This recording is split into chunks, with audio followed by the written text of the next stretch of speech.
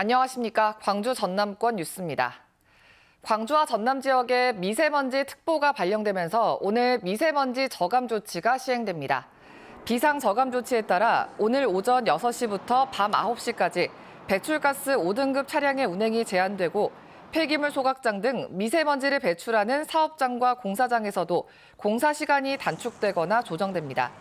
현재 광주에는 초미세먼지 주의보가 내려져 있고 전남 서부권과 중부권은 각각 초미세먼지 경보와 주의보가 내려진 상태입니다. 정부가 지역사랑 상품권의 사용처를 연매출 30억 이하 사업장으로 제한하는 방안을 추진하고 있습니다. 소상공인 지원이란 취지를 살리겠다는 건데 이용자들의 불편과 지역 농가의 피해가 우려돼 논란이 일고 있습니다. 김호 기자입니다.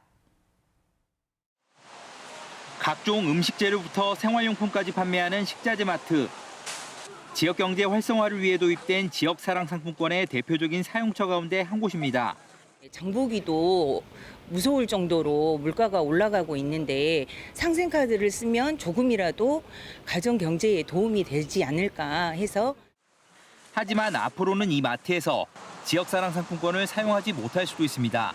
보조금을 지원하는 정부가 사용처를 소상공인 중심으로 재편하겠다며 관련 지침을 최근 개정했기 때문인데 이에 따라 연 매출액 30억 원 이하인 경우만 가맹점이 될 수 있고 이용자들의 지역사랑 상품권 보유 한도도 최대 150만 원으로 제한됩니다. 광주의 경우 2,100여 곳에서 지역상품권 사용이 불가능해질 것으로 보입니다. 광주시는 대학병원 2곳을 포함해 일부 대형 병원에서만 지역상품권 사용을 제한하고 있는데 바뀐 지침을 적용하면 상당수 병원이 가맹점에서 제외될 것으로 보입니다. 다른 신용카드들보다 할인율이 더 높아가지고 자주 쓰고 있는데 아무래도 이제 병원에서 좀 사용을 못하게 되면은 좀 경제적으로나 비용적으로 좀 부담이 많이 클 것 같아요. 대다수 농협 하나로마트에서도 지역 사랑 상품권 사용이 불가능해져 지역 농가 피해도 우려됩니다. 지역사랑 상품권 사용을 제한하게 된다 하면 이는 매출 감소로 이어지고 우리 지역 농가에서 생산한 농산물과 우리 축산 농가에서 생산한 축산물을 소비 저하로. 광주시와 전라남도는 지역 여건과 이용자 편의를 고려한 보완책 마련을 요구하고 있지만 정부는 다음 달부터 새 지침을 적용한다는 방침입니다. KBS 뉴스 김호입니다. 광주 신세계백화점 옆 이마트가 오는 10월부터 철거에 들어갑니다. 광주 신세계는 새 백화점 신축 준비를 위해 화정동 이마트 광주점의 영업을 오는 9월에 끝내고 10월부터 건물을 철거한다고 밝혔습니다. 광주 신세계는 이마트 광주점과 바로 옆 옛 모델하우스 부지를 합쳐서 새 백화점을 짓는 사업을 추진하고 있습니다. SNS를 통해서 단기간에 많은 돈을 벌게 해주겠다며 접근해 투자금만 가로채는 사기가 기승을 부리고 있습니다. 실제 큰 수익을 본 것처럼 꾸며서 피해자들을 현혹하는데 각별한 주의가 필요해 보입니다. 김혜린 기자입니다. 광주에 사는 33살 김모 씨는 지난달 인스타그램 친구 신청을 받았습니다. 부업으로 돈을 번다는 해당 여성은 김 씨에게 메시지를 보내 투자하면 20배가 넘는 수익을 낼 수 있다고 꼬드겼습니다. 본인 게시물에 내건 명품 가방과 외제차 사진이 미끼였습니다. 김 씨는 결국 적금을 깨 900만 원을 투자했고 이 돈은 1시간이 안 돼 2억 원 가까이 불어났습니다. 900만 원이 1억 9천 얼마가 되는 거고 여기서 출금 요청을 하면은 거기서 이제 20%만 자기네들 수수료를 주면 된다 이렇게. 김 씨가 수익금을 빼려 하자 오류가 발생했다며 해결하려면 추가로 1,000만 원을 입금하라고 요구했습니다. 추가 요구액은 점점 늘어났고 김 씨는 결국 3,400만 원을 뜯겼습니다. 진짜 너무 막막해요. 이게 대출은 대출대로 다 받고 빚은 빚대로 생겼으니. 이 같은 SNS 사기 피해는 광주에서만 한 달에 수백 건. 피의자 검거는 쉽지 않습니다.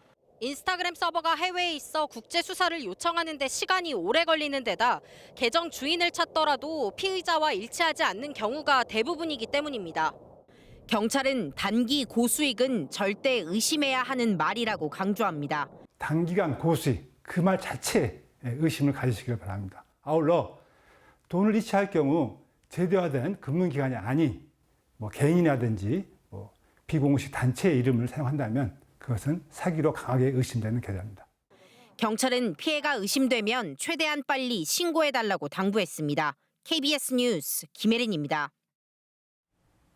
더불어민주당이 오늘 오전 김대중 컨벤션 센터에서 이재명 대표 등이 참석한 가운데 현장 최고위원회를 엽니다. 오늘 회의에는 당 지도부가 모두 참석해 광주 군공항 이전 특별법 등 지역 현안에 대해 논의할 예정입니다. 이 대표는 현장 최고위를 마친 뒤 나주로 이동해 양곡관리법 재추진 결의를 위한 농민 간담회에 참석합니다. 이 대표를 비롯한 민주당 지도부는 어제 광주를 찾아 광주 비엔날레 개막식에 참석했습니다. 5.18 부상자회와 공로자회가 특전사 동지회와 함께 지난 1월에 이어 다시 국립서울현충원을 합동 참배했습니다. 세 단체 회원들은 어제 국립서울현충원을 찾아 5.18 진압작전에 투입됐다가 희생된 계엄군 묘역을 찾아 참배했습니다. 이번 합동 참배는 두 5.18 공법단체와 특전사단체가 지난 2월 공동선언식을 통해 현충원과 5.18 묘지 합동 참배를 정례화하기로 한 데 따른 것으로 다음 달 21일에는 5.18 민주묘지를 합동 참배할 계획입니다. 5.18 유가족과 피해자들을 만나 사죄한 고 전두환 씨의 손자 전우원 씨가 오는 10일 다시 광주를 방문해 피해자들에게 사죄하겠다고 밝혔습니다. 전우원 씨는 5.18 부상자회에 보낸 입장문에서 10일부터 5월 어머니들의 아픔과 상처를 보듬어드리고 저와 제 가족의 죄를 사죄하는 시간을 가지려 한다고 밝혔습니다. 전 씨는 피해자들의 상처와 한이 너무나도 깊다는 걸 안다며 한두 번 찾아뵌다고 응어리진 마음이 풀어질 거라 생각하지 않는다고 덧붙였습니다. 지난달 포스코홀딩스 본사 소재지 포항 이전이 확정됐지만 포항과 비슷한 시기에 시작된 광양과 포스코의 상생협의는 한 발도 나가지 못하고 있습니다. 상생협의에 참여하고 있는 광양시의회는 협의회 탈퇴도 검토하겠다고 밝혔지만 광양시는 신중한 입장입니다. 보도에 이성각 기자입니다. 포스코 지주사인 포스코홀딩스의 본사 소재지 포항 이전이 확정된 건 지난달. 하지만 광양 홀대 논란으로 시작된 광양 지역사회와 포스코 간 상생협의는 1년 넘게 제자리입니다. 포스코홀딩스의 본사 이전이 확정되자 전라남도와 광양시, 시의회, 시민단체가 줄줄이 입장문을 낸 게 전부입니다. 상생협의회 전체 회의는 지난해 4월과 5월 단 2차례 열렸고 실무단 협의가 있었다고는 하지만 합의문 초안 작성도 못하고 있습니다. 협상은 계속적으로 진행되고 있고 세부적인 부분에 대해서도 논의가 진행되고 있는데 그 과정에서 실리를 추구하는 방향으로 그렇게. 협의가 늦어지는 건 2차 전지 소재 회사인 전 포스코 케미칼, 현 포스코 퓨처엠의 본사 광양 이전 요구에 포스코가 답을 내놓지 못하기 때문입니다.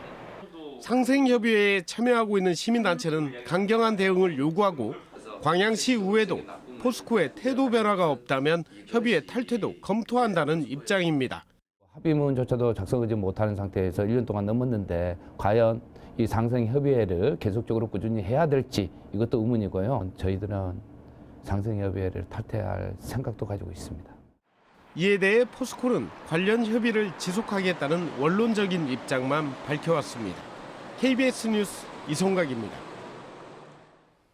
오늘 새벽 4시쯤 광주 마륵동의 한 식당에서 불이 나 30여 분 만에 꺼졌습니다. 이 불로 인명피해는 없었지만 소방서 추산 전체 건물의 절반이 넘는 160제곱미터가 불에 탔습니다.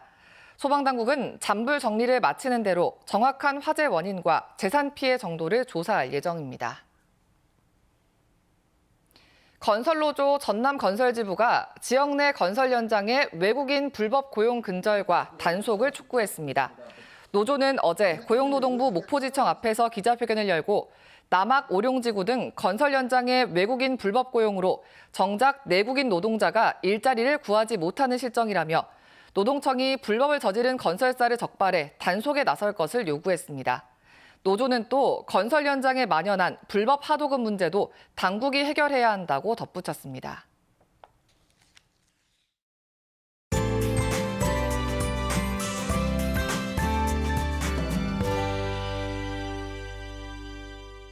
오늘은 꼭 보건용 마스크 착용하셔야겠습니다. 하늘에는 온통 미세먼지로 뒤덮여 있는데요. 현재 매우 나쁨에서 나쁨 단계 가리키고 있고요. 광주에는 초미세먼지 주의보가 내려졌습니다.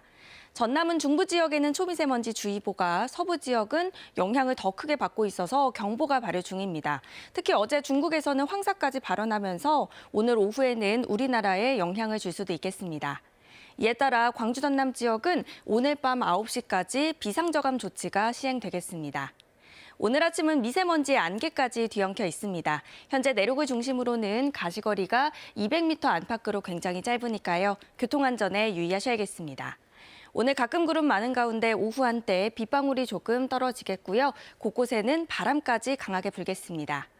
비가 그치고 북서쪽에서 찬 공기가 유입 중인데요. 오늘 아침 기온은 광주가 5도 안팎으로 어제보다 1에서 4도가량 낮아 쌀쌀합니다. 여수의 낮 최고 기온 18도, 곡성 16도로 어제보다는 2에서 5도가량 높겠지만 서늘하겠습니다. 목포의 한낮 기온 13도, 영암 15도가 예상되고요. 신안을 비롯한 도서 지역은 13도에서 14도에 머물겠습니다. 오늘 오후부터 서해남부 먼바다는 물결이 최고 3.5m로 높게 일겠습니다. 내일 아침은 오늘보다도 기온이 더 내려가겠고요. 일요일 낮부터 포근해지겠습니다. 날씨였습니다. 4월 7일 뉴스광장 마칩니다. 시청해주신 여러분 고맙습니다.